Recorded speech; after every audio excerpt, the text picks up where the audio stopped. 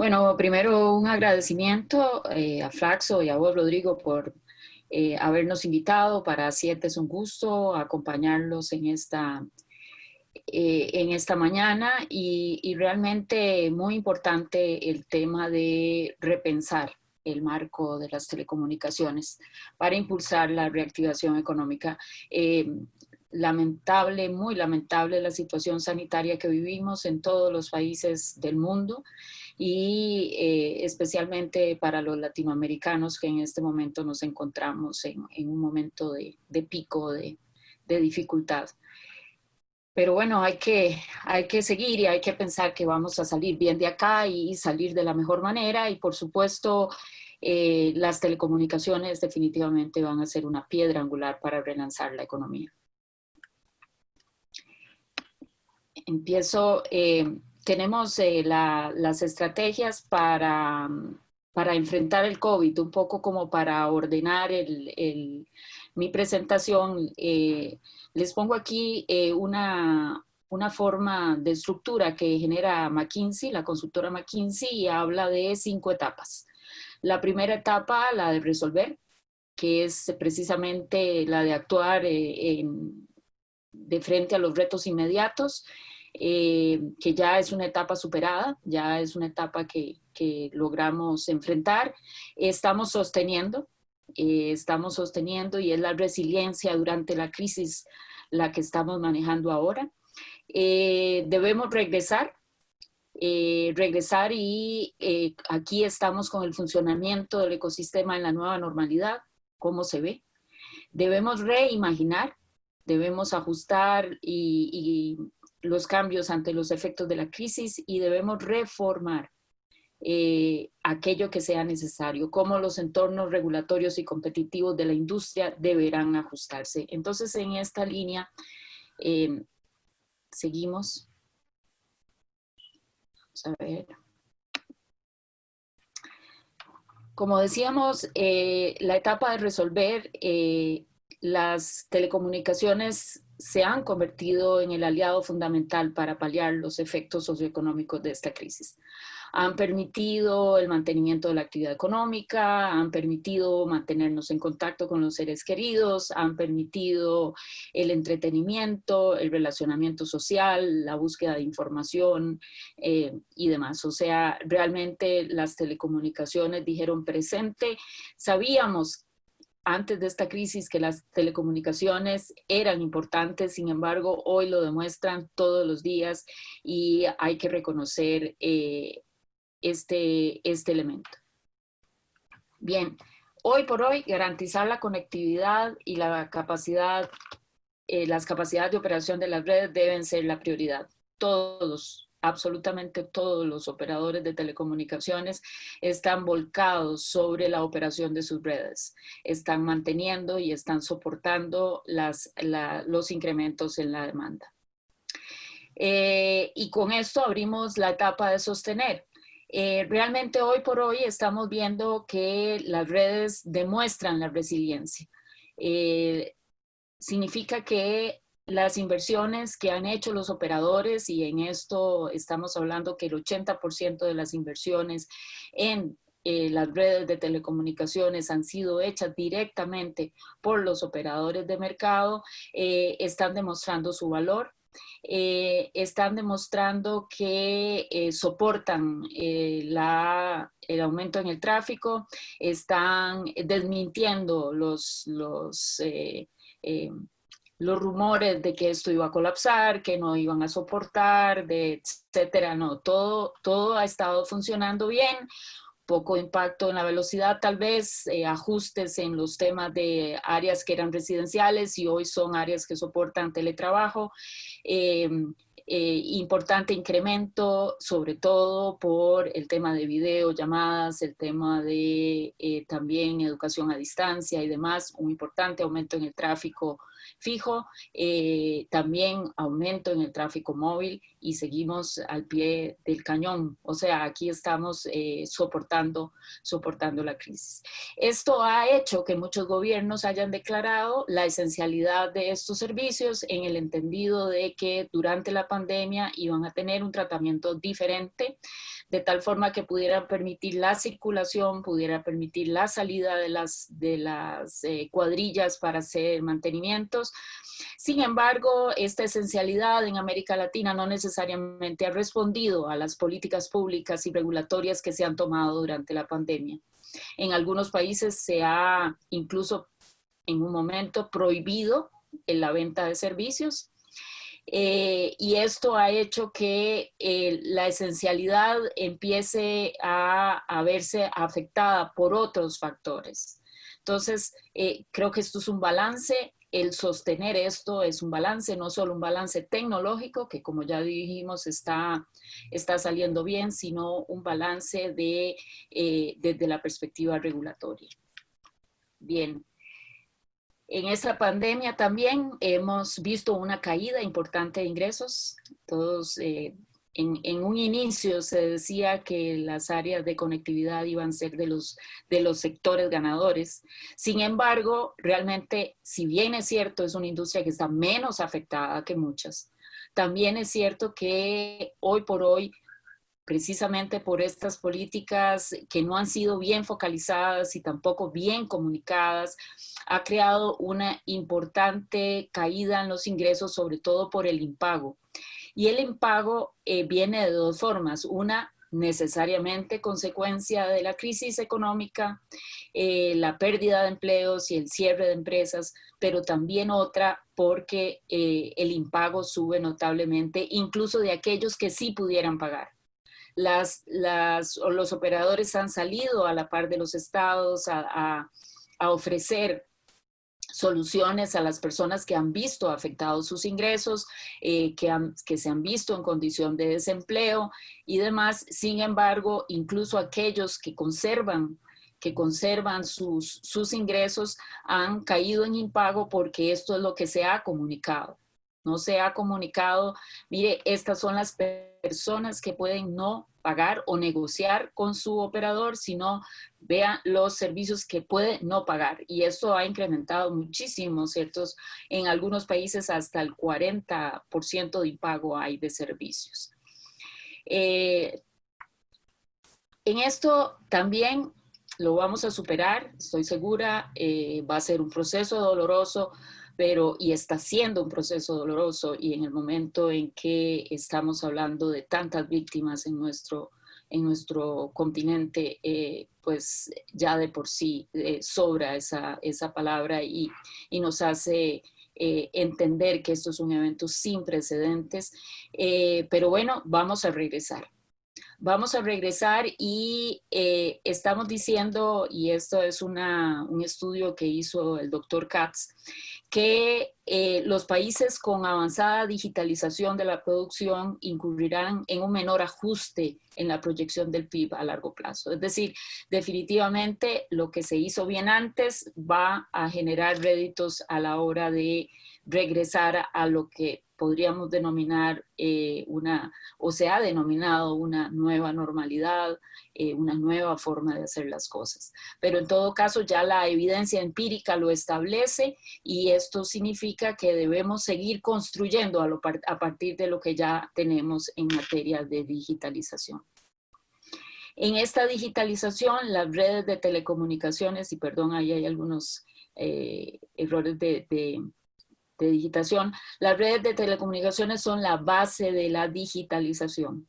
La piedra angular sobre la cual se basa la digitalización son las redes de telecomunicaciones. Y esto no solo vamos a regresar con un diagnóstico hecho, un diagnóstico efectivo, probado, es decir, definitivamente la pandemia ha revelado en ¿Qué es lo que está ralentizando el desarrollo de la digitalización plena a nivel de empresas, a nivel de gobiernos y por ende ralentizando el beneficio social?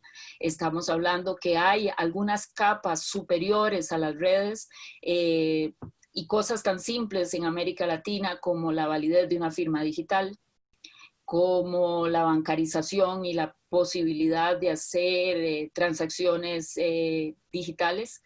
En muchos países se tuvieron que cerrar tiendas y en estas tiendas era donde la mayoría de gente, o kioscos, y la mayoría de personas iban a recargar sus teléfonos prepago en esos sitios y se quedaron sin poder recargar porque no tenían acceso a bancarización o a posibilidades adicionales de hacer este tipo de transacciones. Las experiencias, como dijimos, duras deben aquilatarse y servir de apoyo para reformas positivas en todo el ecosistema. Esto es definitivo. Como dijimos, este diagnóstico en vivo que hemos experimentado durante esta pandemia, definitivamente debemos analizarlo a profundidad y buscar aquellas reformas que sean necesarias para seguir construyendo. Definitivamente el uso productivo, diseñar los instrumentos y proyectos que permitan ampliar la cobertura de las redes, ampliar la disponibilidad de dispositivos, mejorar las habilidades para el uso de esos dispositivos. También en este ejercicio de diagnóstico en vivo hemos visto cómo impuestos aún se mantienen impuestos en Latinoamérica, que son impuestos de lujo hacia la conectividad, hacia los dispositivos inteligentes, o sea, lo cual indica claramente que hay una contradicción. Se identifica que es un servicio esencial.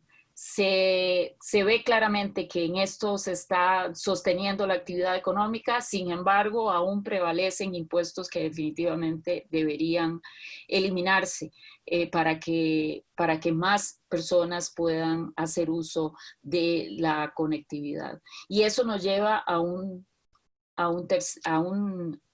cuarto elemento, la universalización. En estos procesos de digitalización, no debemos dejar a nadie atrás y es un imperativo ético el cierre de la brecha digital. Esto es fácil decirlo, difícil hacerlo, pero definitivamente es indispensable buscar los mecanismos para poder extender la cobertura de las redes, para poder incluir a más y más personas en los beneficios que nos provee la sociedad digital. Por supuesto, hoy lo hablamos en la realidad de nuestra cuadrícula. Sin embargo, es cierto que hay muchas personas que no han podido utilizar las tecnologías de información y comunicación. Cada vez a lo largo del tiempo y previo a la pandemia íbamos creciendo en forma importante y unos 70%, alrededor del 70% de las cifras un poco de los latinoamericanos tienen acceso a Internet. Sin embargo, ¿qué pasa con el 30% restante? Eso es el foco y creo que de regreso vamos a tener que focalizar y de reimaginar cómo logramos que esta conectividad sea efectivamente para todos y de qué forma. ¿De qué manera lo logramos hacer eficientemente? En este mismo sentido, y estos son unos datos que tenemos de CEPAL, que ya probablemente hayan datos más nuevos, sin embargo podemos ver que el acceso a Internet en los hogares, esto es para América Latina y el Caribe, hay brechas respecto al acceso a Internet, hay brechas respecto a los países, hay brechas respecto a la ubicación geográfica, la ruralidad versus las zonas densamente pobladas y por supuesto también hay una brecha de acceso entre menor el quintil, menor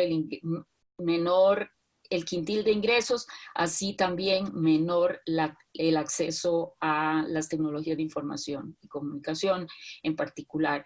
Chile sale muy bien posicionado en todas las gráficas y así hay otros países, podríamos mencionar también Costa Rica, Uruguay. Sin embargo, seguimos manteniendo estas brechas, y si hacemos zoom sobre estas brechas, o sea, si pudiéramos abrir estas brechas, también vemos que hay brechas de habilidades. O sea, las imposibilidades de apropiación porque se desconoce cómo usar la tecnología. Hay brechas en el sentido de cuál es la utilidad de tener Internet, aún prevalecen. Entonces, hay mucho trabajo que desarrollar. Habremos brechas de acceso, brechas de uso, brechas de apropiación y, como dijimos también, y es para mí importante mencionarlo también, brechas de género. Cómo estamos utilizando, si bien la brecha de género se ve en las estadísticas que va cerrando, que va cediendo, yo diría que es que la forma de medirla tenemos que capilarizarla mejor. Pero en todo caso, el mensaje es que previo a la pandemia habíamos hecho inversiones importantes, esas inversiones hoy están redituando, estamos sosteniendo la crisis, vamos a regresar con un diagnóstico muy detallado y debemos actuar al respecto. Cuando nos volvemos al mercado chileno, realmente es un mercado que creo que toda Latinoamérica lo tiene como referente. De acuerdo con el Inclusive Internet Index del año 2020, Chile ocupa el lugar número 13 en 100 países. Estos 100 países concentran el 91% de la población mundial y el 96% del PIB global. Y Chile ocupa el honroso lugar de número 13. Estamos en los diferentes elementos de asequibilidad, está de número 11, de disponibilidad de número 36, de relevancia de número 14, de preparación de número 4. O sea, como decía, realmente son envidiables las cifras. Pero ¿qué más hay? Bueno, si nos vemos accesos por tecnología móvil, el 95% de la población está cubierta en 3G, el 88% de la población cubierta en 4G. Incluso en la edición anterior de este evento se hablaba que había casi un 98.3% de cobertura en tecnología móvil, o sea que quedaba el 1.7% de los chilenos sin cobertura. Bueno, son números impresionantes. La línea de banda ancha fija también tiene 53.67 de los hogares con acceso a internet fija, y eso nos dice que hay más espacio en la tecnología y en la banda ancha fija. Si nos vamos a los números en las encuestas disponibles, también vemos brechas con respecto a los quintiles de ingresos. En los quintiles de ingresos más bajos hay sobre todo una brecha importante cuando están los adultos mayores, o sea que eso significa que también hay una brecha de generación importante. Después nos vamos a las formas disponibles de acceso, y sobre todo en zona rural, como en la gran mayoría, yo diría, de todos los países latinoamericanos, el móvil es el gran democratizador del acceso a internet. Y si ustedes lo ven aquí, en solo móvil, en Chile, 52,8%. Y si además hacemos eso, le hacemos zoom, también tenemos que en los porcentajes de si tienen acceso al hogar, cómo tienen acceso. Nuevamente el móvil con bolsas de datos, usando un smartphone, es la manera, sobre todo en zona rural y también en zona urbana, con la que se tiene acceso a internet. Por supuesto, la banda ancha fija en la zona rural también tiene mucha oportunidad de mejora. Y aquí entramos también, bueno, si usted no tiene, ¿por qué no tiene? Y tenemos los aspectos de relevancia como la razón número 1, no interesa, no le ven beneficios, y también tenemos limitaciones de usabilidad, o sea, de habilidades. no saben usar el smartphone o el computador, etcétera. El costo del servicio viene de número 3 y la cobertura, como ya vimos en las cifras, es prácticamente el último, pero es muy, muy bajo los porcentajes. Entonces aquí empezamos a tener datos y datos importantes, pero para reimaginar tenemos que primero hacer las preguntas correctas. ¿Cuál es el problema a resolver desde la perspectiva de la universalidad del servicio? ¿Es el acceso? Bueno, pareciera que en Chile ese problema ha sido resuelto de cierta manera. El uso, bueno, muchos tienen uso, o sea, es asequible, pueden acceder a ellos. La apropiación, bueno, ahí hay oportunidad de mejora. En el acceso fijo, si es aquí donde estamos repensando, bueno, el acceso fijo es donde ha aumentado más el tráfico. ¿Cómo hacemos para extenderlo? ¿Cuál es realmente el problema? Y cómo podemos reimaginar y extender el acceso fijo. En las tecnologías de información de nueva generación, ¿cómo se suma esto? Las tecnologías de nueva generación. O sea, podemos resolver el problema de universalidad de una forma sin tomar en cuenta las tecnologías de nueva generación. Yo diría que no. Tenemos que tener un ojo en el camino y otro en el porvenir, porque realmente las tecnologías están a la vuelta de la esquina. ¿Es la declaración de servicio público la opción correcta en un entorno de altísima innovación? Hay que repensar, reimaginar qué es lo que pretendemos desde esa perspectiva. La universalidad del servicio se ha considerado en diferentes normativas como una característica del servicio público. En otras, es precisamente la respuesta ante la necesidad de que sea un servicio de interés y de necesidad para todos los habitantes de los diferentes países.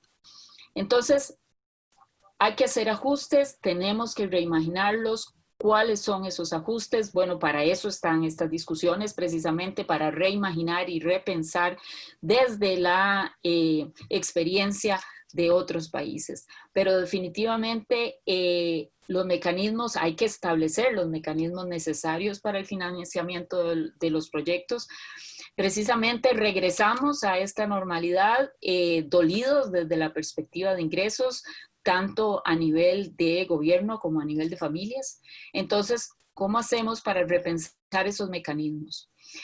Debemos fortalecer oferta y demanda, precisamente por esto, porque tenemos grupos de menores ingresos que requieren apoyo para tener acceso fijo al hogar. ¿Y cómo hacemos para reimaginar estos proyectos de inversión pública? Podemos público-privada. En el centro tiene que estar la nueva generación de alianzas público-privadas para resolver estos problemas. Estamos hablando de posibles subsidios a la demanda para quintiles de menores ingresos, proyectos para incentivar la nueva ola de inversiones en fibra óptica, cómo logramos capilarizar esa fibra, cómo llegamos a más hogares con fibra. Cómo exploramos la competencia en servicios en las zonas menos rentables, cómo habilitamos el crecimiento mediante un entorno regulatorio flexible. Son elementos que debemos reimaginar, repensar y discutir. Si vemos, por ejemplo, los proyectos de servicio universal en la Unión Europea, me parece que dan un buen trazado de los elementos que estos proyectos se pueden justificar, cómo ejecutarlos. Tenemos que hacer el análisis, el mapeo detallado y análisis de la cobertura, definitivamente. Tenemos que consultarlos públicamente, hacer un proceso de selección competitivo, transparente, una oferta seleccionada que sea la más ventajosa económicamente, la neutralidad tecnológica, la infraestructura, sobre todo la reutilización de infraestructura existente, porque recordemos que aquí estamos ante recursos públicos, cómo evitamos la duplicación innecesaria y el derroche de recursos, reducir la cantidad cómo evitamos reducir la cantidad de fondos públicos, más bien, cómo aprovechamos mejor los fondos públicos. Porque definitivamente si vamos a universalizar el servicio, porque tenemos de frente un servicio de interés para todos los habitantes, ¿cómo hacemos el mejor uso de la infraestructura ya instalada? Tenemos el acceso mayorista, por supuesto. Cuando estamos ante una infraestructura de banda ancha subsidiada, tenemos que tener un acceso mayorista, tenemos que tener esa definición de esos precios de acceso mayorista en una infraestructura subsidiada. Tenemos que tener mecanismos de monitoreo y recuperación. Tenemos que tener informes y, por supuesto, transparencia total de cómo se están usando los recursos. Esta es las prácticas que se han hecho en la Unión Europea, que se vigilan con muchísimo cuidado para no afectar la competencia y que han permitido a muchos países, especialmente en España, por ejemplo, a capilarizar notablemente los accesos en fibra. Tenemos otros ejemplos, tenemos los proyectos de servicio universal en Costa Rica que se plantean como 5 proyectos complementarios entre sí, que en este caso son financiados con un fondo de servicio universal bajo principios de focalización, transparencia y sostenibilidad. Tenemos las comunidades conectadas, primero un reforzamiento a la oferta en aquellos lugares que son zonas no rentables. Tenemos los hogares conectados que son el complemento en las zonas no rentables. En Costa Rica particularmente se centran las familias de menores ingresos. Por supuesto también en las ciudades, porque no tienen acceso, porque no lo pueden pagar y entonces hay un subsidio directo a la demanda habilitado a través de los operadores donde las familias identificadas a través de las entidades especializadas en pobreza son las que van a solicitar el servicio al operador que tenga cobertura en su zona y se les subsidia una buena parte de la tarifa mensual. Paralelo a esto y como anclas de demanda se están conectando también centros públicos en esas zonas alejadas que son en su mayoría escuelas, centros de salud, centros de acceso, de desarrollo comunitario y demás. En estos, aquí lo que tenemos son anclas de demanda que generan a su vez habilidades que complementan los otros 2 programas. También está un programa de espacios públicos conectados, donde lo que se ha hecho es que en esos espacios públicos para su instalación se han jalado los nodos de fibra, de tal forma que viene el quinto programa y lo que hace es, ya con esos nodos de fibra más cerca de las poblaciones, jalan la banda ancha solidaria de alta velocidad. Estos son elementos que han sido ejecutados algunos, programados otros, pero sobre todo que hoy han permitido conectar a unas 140,000 familias en un país de 5 millones de habitantes. Estamos hablando de alrededor de 500,000 personas de los quintiles de menores ingresos que permiten precisamente ir complementando estos proyectos de servicio universal. Y para ir cerrando la reforma, ¿cuáles son las oportunidades de cambio? Y me parece que la forma más exitosa, la política de sana competencia e impulsar políticas pro inversión. Es decir, dejar que la inversión privada fluya y en los puntos donde no hay y necesitamos universalizar es allí donde está el centro de la coinversión público-privada. Y esto nos lleva a alianzas público-privadas de nueva generación para el desarrollo de proyectos que aceleren la capilaridad de fibra óptica, que de paso preparen para las nuevas generaciones tecnológicas. Debemos redimensionar el rol del regulador, simplificar y flexibilizar la regulación y sobre todo incentivar la inversión. Eso es un cambio paradigmático. Tenemos que ver el regulador reformado desde la perspectiva de convertirse en una entidad que incentiva la inversión. Y esto pasa por eliminar la regulación obsoleta que genere sobrecargas a los concesionarios Eso hoy en la pandemia ya lo probamos, ha funcionado, ¿por qué no mantenerlo? ¿Por qué no reformar aquello que sea necesario? Y definitivamente aspectos novedosos como los areneros regulatorios, los testbed para las nuevas tecnologías. Es decir, tenemos que tener un entorno habilitador, una nueva generación de alianzas público-privadas y también una nueva generación regulatoria. Chile lo ha hecho muy bien hasta acá. Tiene retos como todos y por eso hacerse las preguntas correctas es lo necesario en este momento. La discusión abierta, la discusión multiparte, la discusión donde todos los actores del ecosistema participen y sobre todo que aporten su experiencia y aporten también esa posibilidad de hacer una co-creación de las nuevas políticas y las nuevas normativas es esencial en este momento donde debemos reformar para apalancarnos en las tecnologías de información y poder realmente seguir y continuar mejorando para beneficios de todos los chilenos, pero sobre todo en el caso nuestro que vemos todo Latinoamérica, por supuesto, para nosotros es una preocupación en todo Latinoamérica. Entonces, les agradezco mucho el tiempo, espero no haberme excedido demasiado y estoy a la orden.